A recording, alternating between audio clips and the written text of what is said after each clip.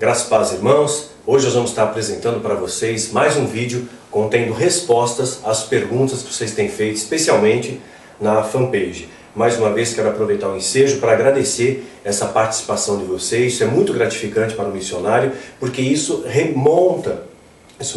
demonstra algo muito positivo, que você está com interesse em aprender, você tem o desejo de crescer e de conhecer a verdade. Isso é muito importante. E eu digo algo para vocês, queridos, que eu falaria ao meu filho. Eu considero muitos de vocês, eu sei que são meus filhos espirituais, e eu quero deixar registrado isso.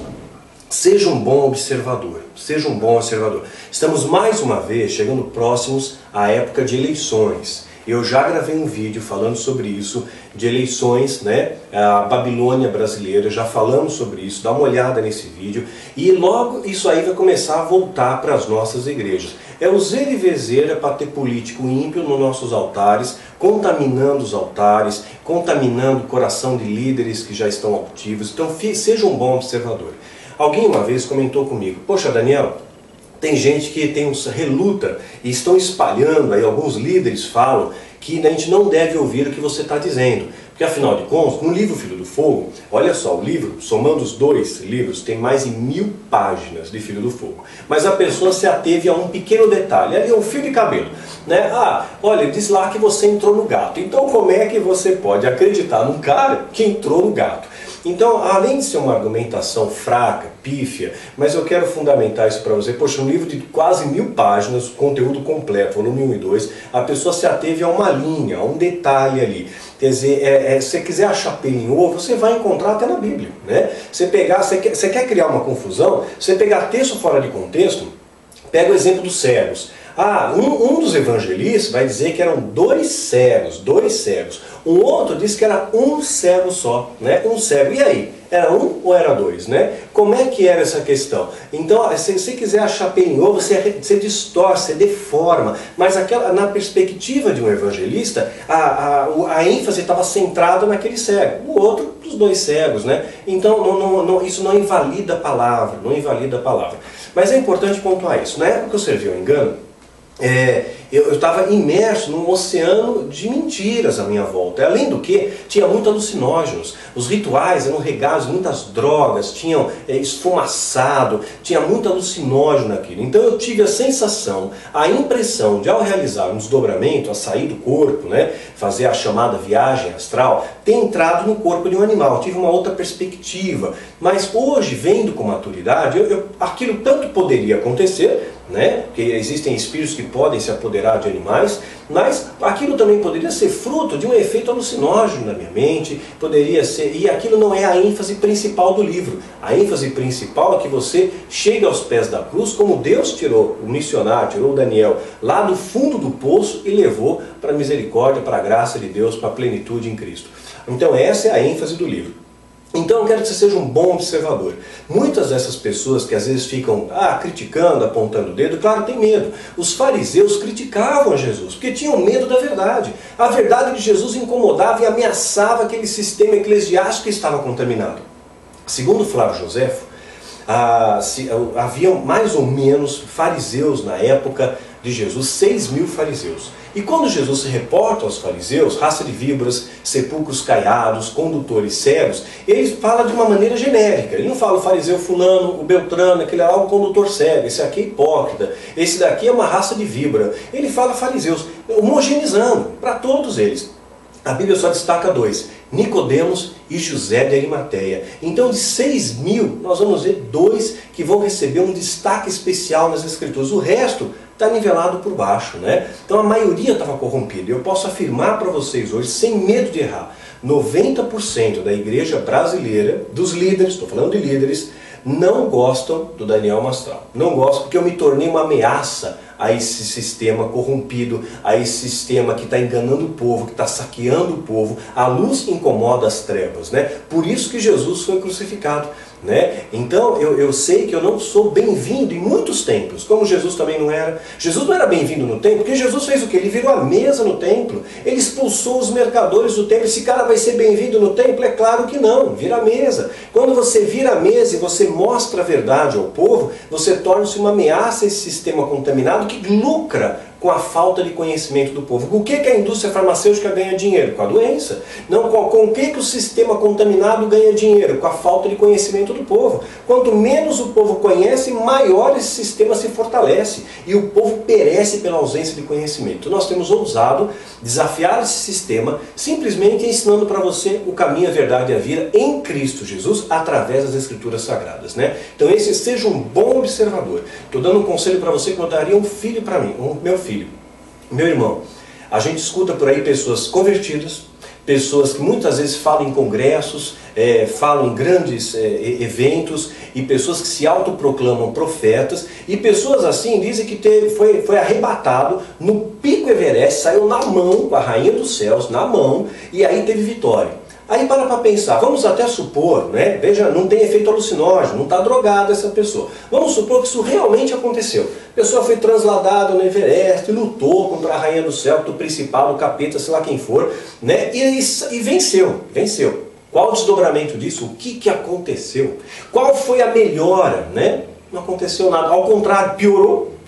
Alguma coisa está acontecendo. Sabe, tem gente que vende para você quadro profético. Eu não consigo imaginar Jesus fazendo uma coisa dessa. Eu não consigo imaginar Jesus fazendo um ato profético no centro da cidade de Jerusalém para a restauração de Jerusalém. Eu não consigo imaginar Jesus adulando os políticos, né? Olha, vamos ajudar, vote em fulano, vote em ciclano. É impensável isso, e quando nós temos corrompido os valores de Cristo. Então, as perguntas que vocês fazem para mim, muito me lisonjeiam, porque me dão a oportunidade de trazer esclarecimento à sua vida, de apontar o caminho e apontar o norte aos perdidos, de anunciar a verdade, muitas vezes no local de muita mentira. Então nós estamos muito com uma lanterna nas mãos, lançando luz aonde há trevas. Uma das perguntas que tem feito para mim é a questão de imposição de mãos. Eu já falei isso em outro vídeo.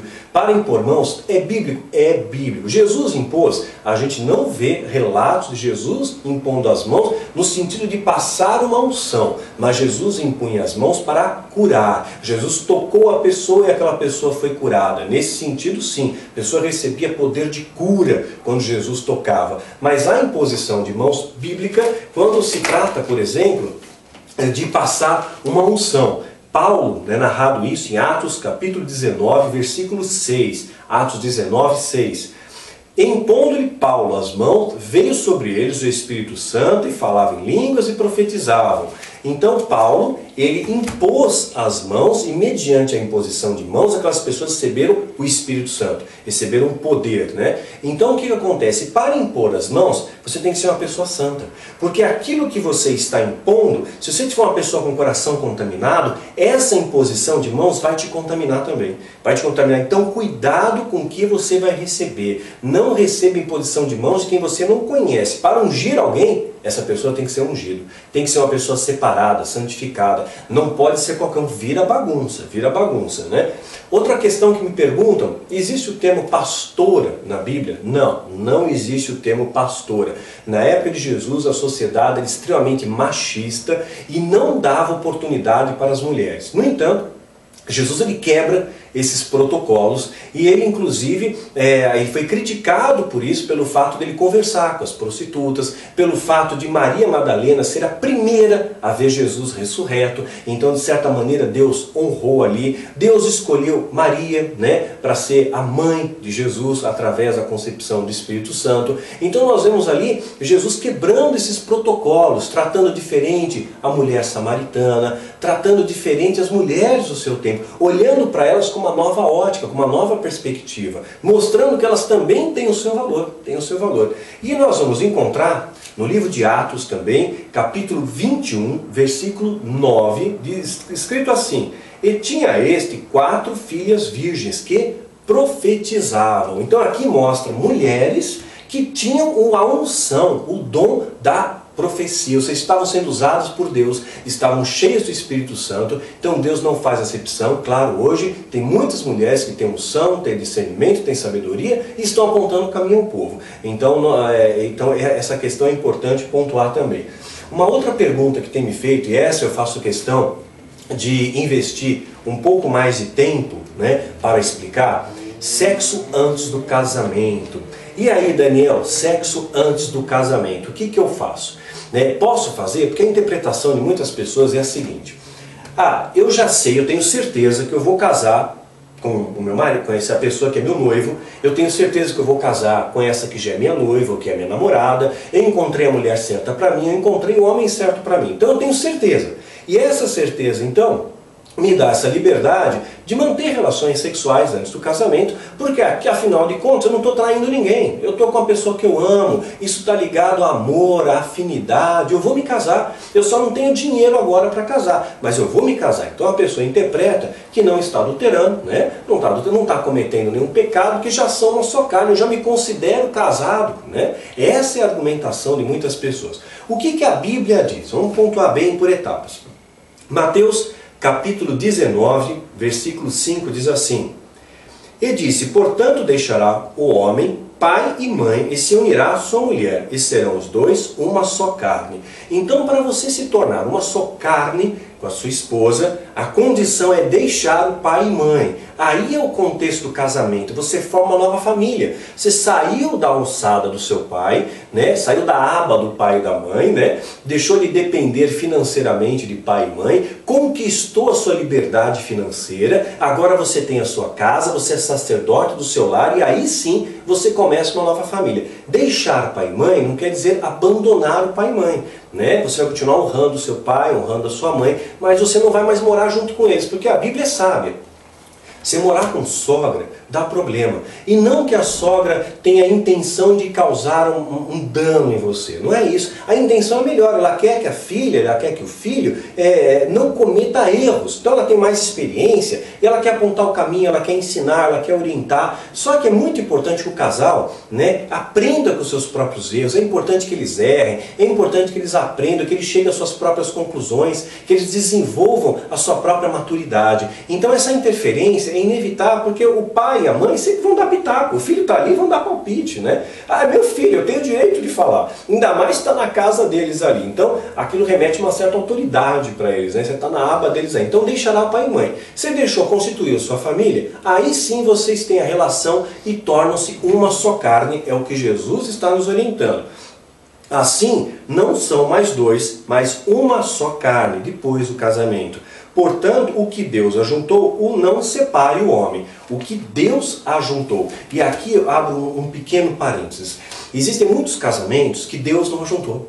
Tem muitos casamentos que não nasceram no coração de Deus, na vontade de Deus. Nasceram da alma humana, nasceram na má orientação, nasceram de profetadas. E às vezes as pessoas se casam apressadamente. A Bíblia também fala para você tomar cuidado com a imposição de mãos precipitada. Da mesma maneira, tudo que é precipitado pode ser errado, porque você não amadureceu a ideia, você não tem certeza, você não tem convicção, aquilo não trouxe a profunda paz para você. E às vezes nessa precipitação, nesse apressamento, eu preciso me casar logo, porque a igreja pressiona, a família pressiona, e aí você casa. E você não conhece aquela pessoa que você casou. Você não tem certeza ainda, você tem dúvida, você só queria de repente sair da sua casa. Você queria se libertar talvez de um pai opressor, queria ter a sua independência, e de repente aquele passo precipitado lhe traz uma consequência danosa. Eu conheci pessoas que casaram e depois de 2 meses de relacionamento, conheceram, recebeu uma profecia que aquele homem da vida casou. O cara era drogado, bateu nela, espancou essa mulher, roubou ela inúmeras vezes.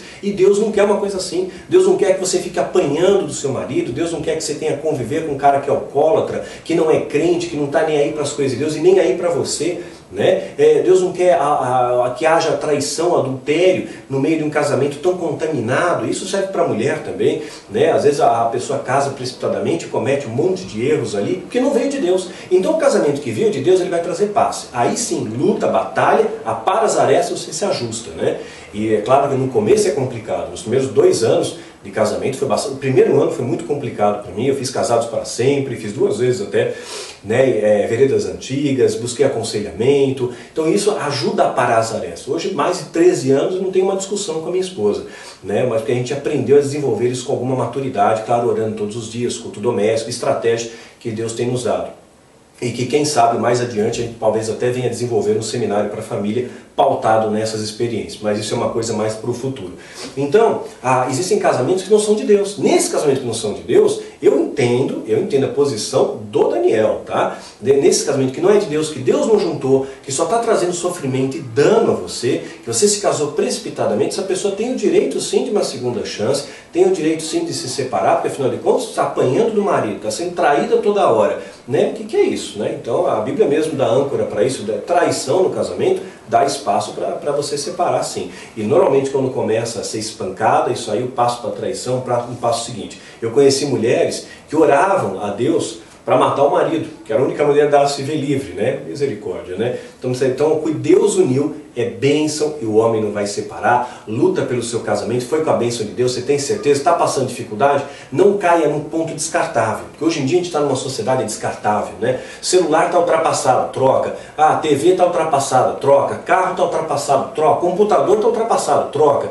E aí a gente acaba trocando, às vezes de marido, trocando de esposa. Ah, tá muito chato, troco. Não é assim. Luta pelo seu casamento, luta pelo seu marido, resgata a sua casa, luta pela sua casa. É importante. Se veio de Deus, né? Se veio de Deus. Agora, se aquilo já começou errado, se você casou precipitadamente, é outra coisa. Então busca, claro, aconselhamento prudente. Né? Cada caso é um caso. Eu estou colocando aqui de maneira genérica, né? Conhecer cada caso para opinar diretamente, mas é importante pontuar isso. Então, primeira coisa, né? Casou, deixará pai e mãe. É importante isso. Paulo também orienta a casar.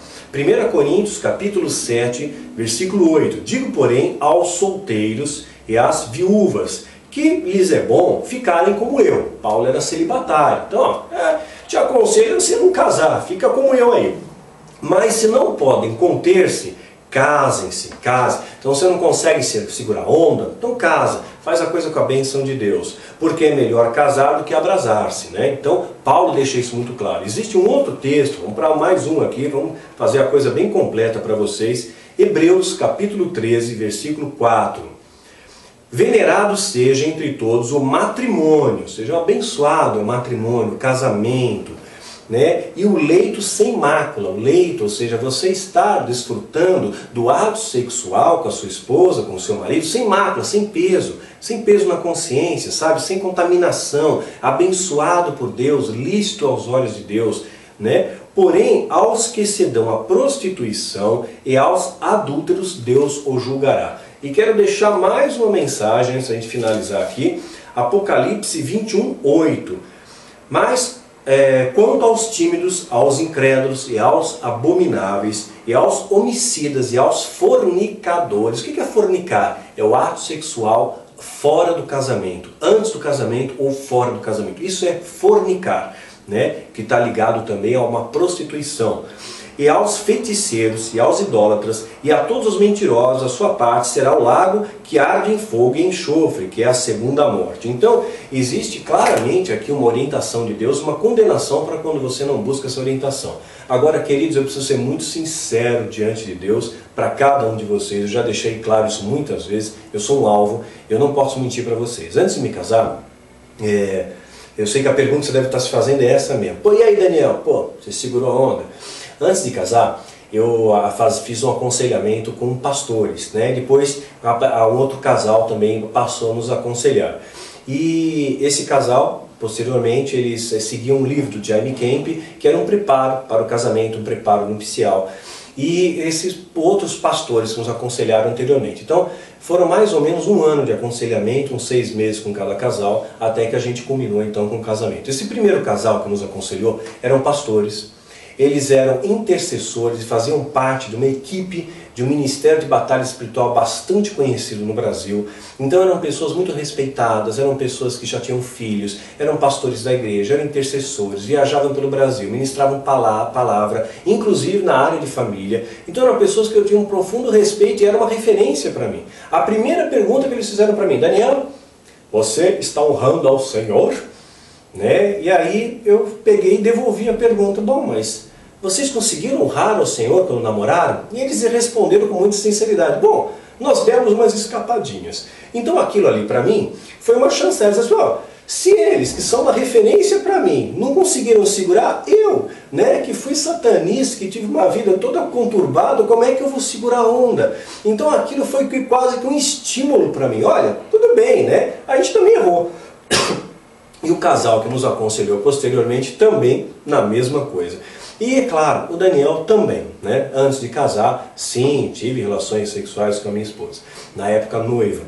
E eu posso garantir para vocês uma coisa, aquilo não foi extremamente prazeroso, porque tinha um peso de culpa, tinha aquela coisa da mácula, o leito maculado, porque não era com a bênção de Deus, era sempre uma coisa escondida, era uma coisa às pressas, era uma coisa não planejada, não era uma coisa assim que você podia desfrutar com calma, aproveitar o momento.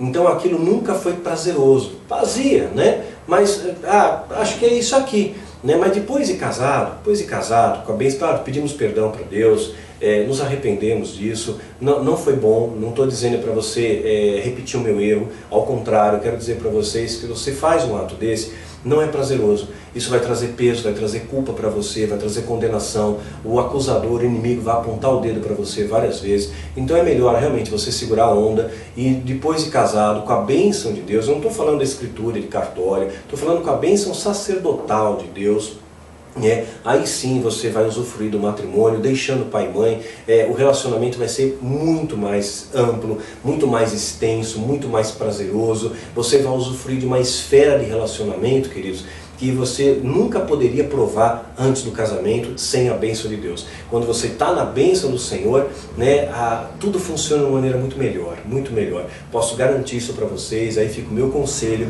né, minha palavra de amor para a sua vida quanto a essa questão. Vamos lá?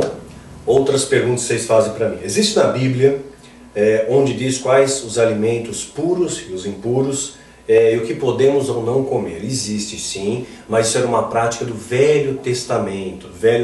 No Novo Testamento, Jesus deixa muito claro que o que contamina o homem não é o que entra pela boca, mas é o que sai da boca.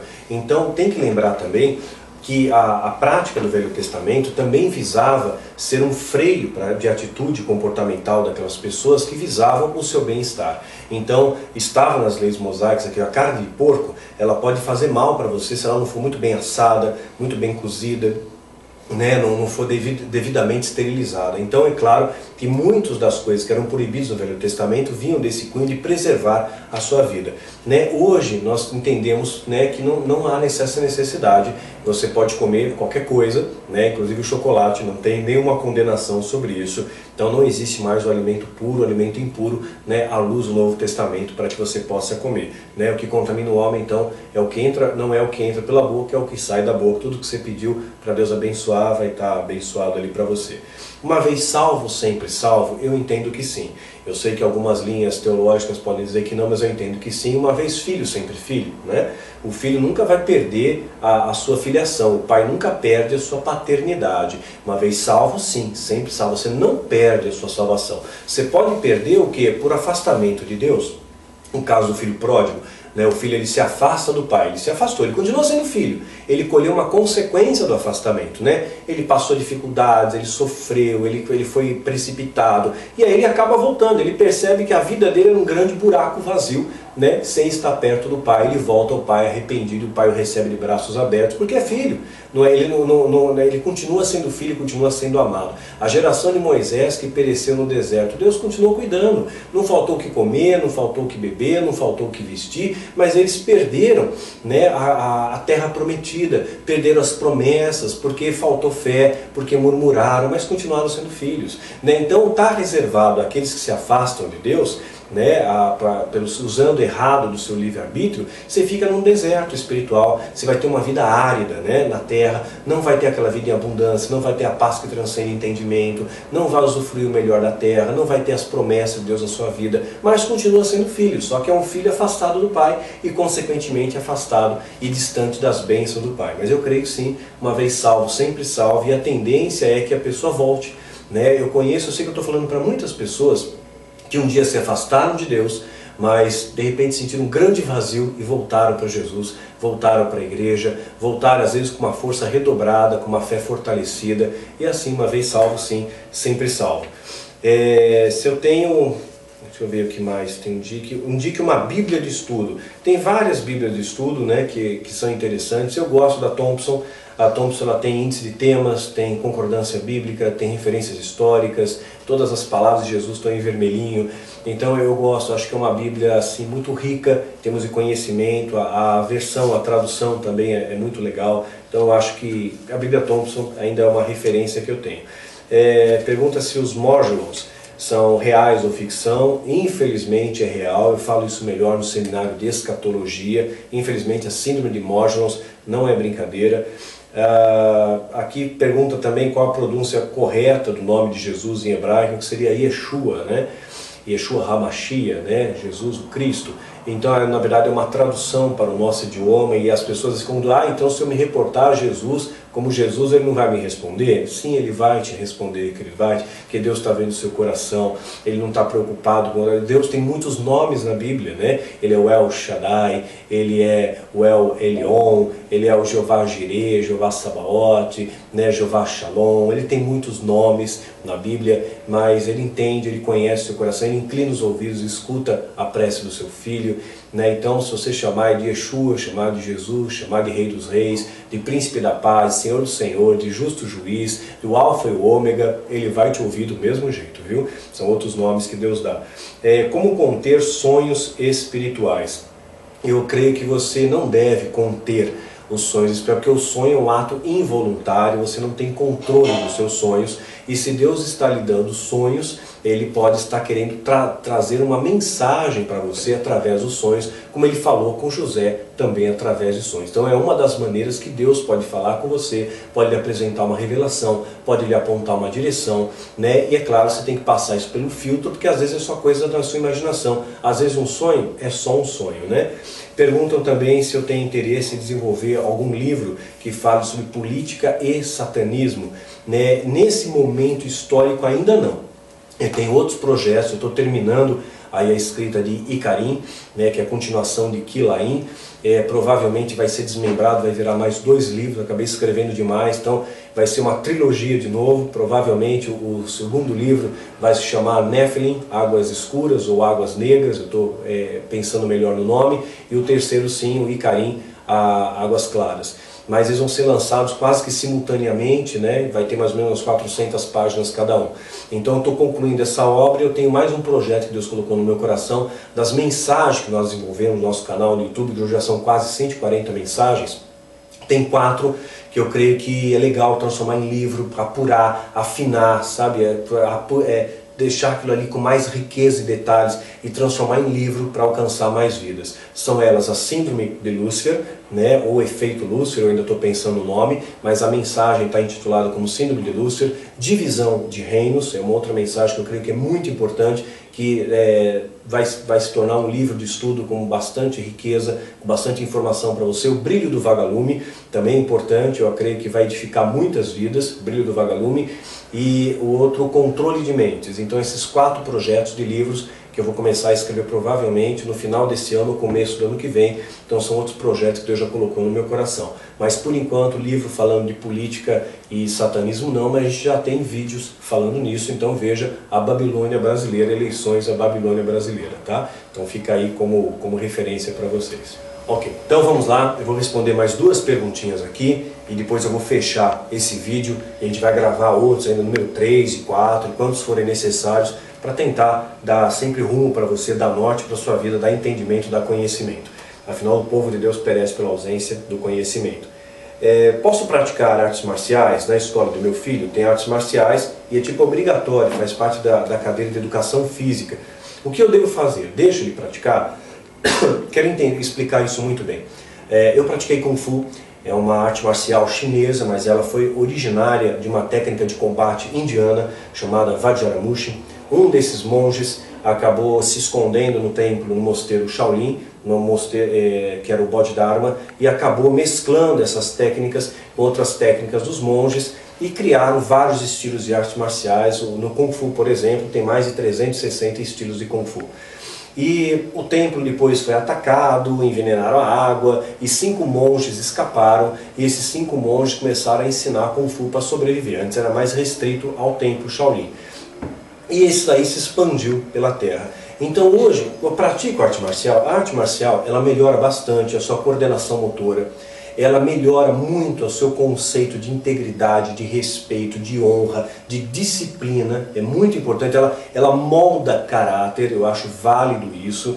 Ela vai melhorar a sua capacidade cardiovascular, melhora a sua resistência muscular, melhora equilíbrio, então ela traz uma série de benefícios como esporte ao seu corpo e também à sua mente, também é resultado positivo para a sua mente. Aquela coisa, né? Para o bem do corpo e equilíbrio da mente é um dos lemas das artes marciais.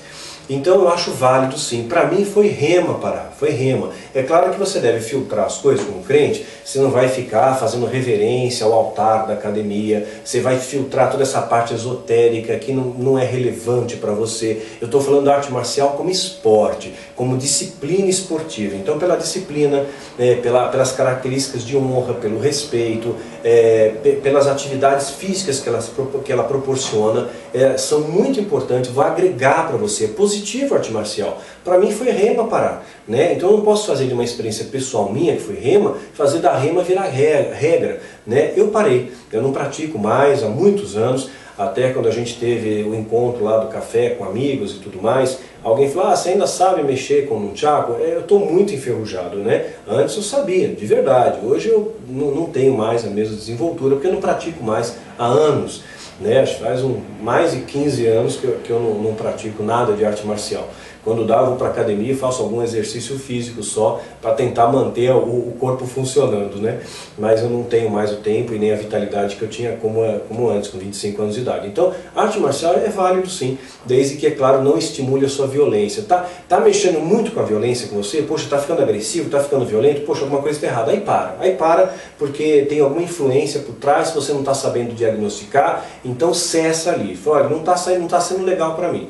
Agora, puxa vida, tá melhorando, estou ficando mais calmo, eu estou mais controlado, eu estou me sentindo mais forte, mais flexível, né? A minha oxigenação está melhor, né? O meu batimento cardíaco está mais cadenciado, isso está trazendo benefício? Pô, por que parar? Né? Então vai muito de pessoa para pessoa, de caso para caso, e nesse caso você tem que avaliar se isso está fazendo bem para você. Você se sente bem? Está sendo positivo para você? Né? Lembrando, mesmo que você saiba artes marciais, aproveitando um adendo aqui, não reaja diante de arma de fogo, viu? Depois que o chinês descobriu a pólvora, né, a pólvora ainda é mais rápida, tá? Seja prudente, né? Deixa que Deus guarda a sua vida, Deus te protege, Ele põe os anjos ao seu redor para te guardar, não é seu punho que te guarda não, é Ele que guarda e protege, tá?